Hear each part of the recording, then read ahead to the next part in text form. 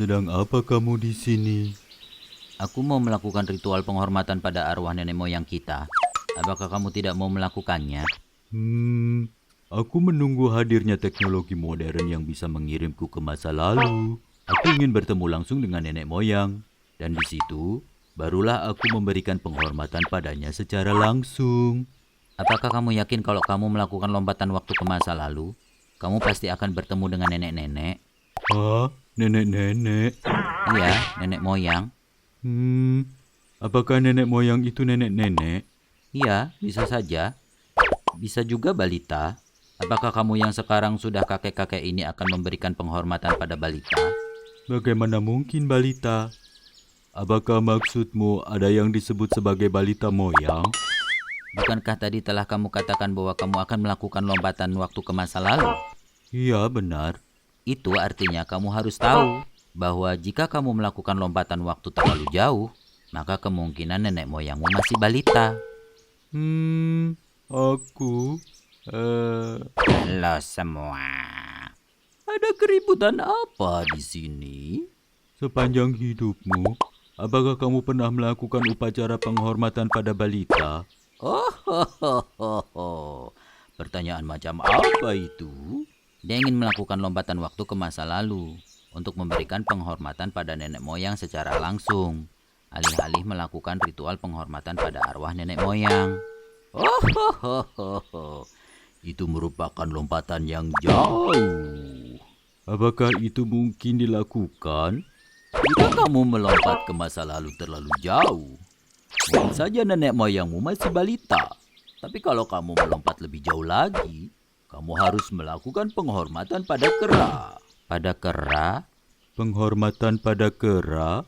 Ya, kamu harus tentukan sampai batas mana kehidupan yang kamu sebut sebagai nenek moyang, agar kamu tidak melakukan penghormatan pada kera atau ikan.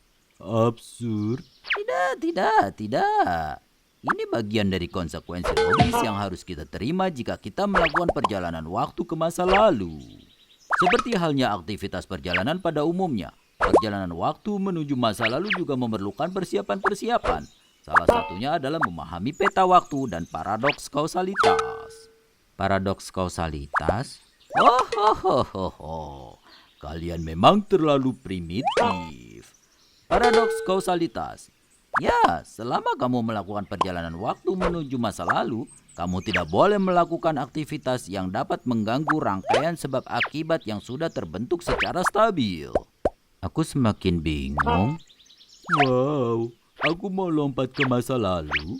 Aku akan mengumpulkan benda-benda yang hari ini kita sebut sebagai artefak dan akan aku jual agar aku mendapatkan cuan. Oh, tidak.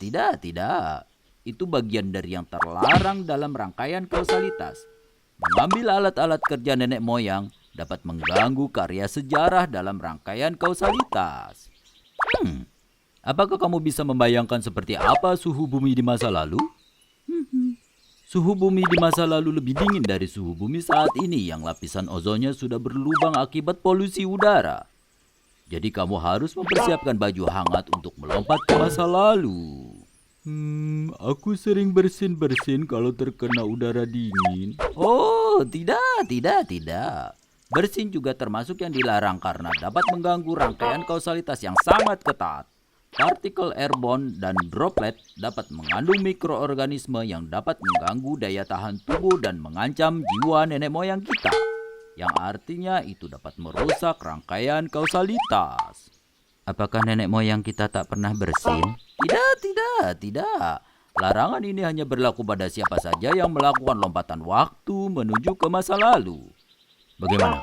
Apakah kamu masih berminat untuk melakukan lompatan waktu ke masa lalu?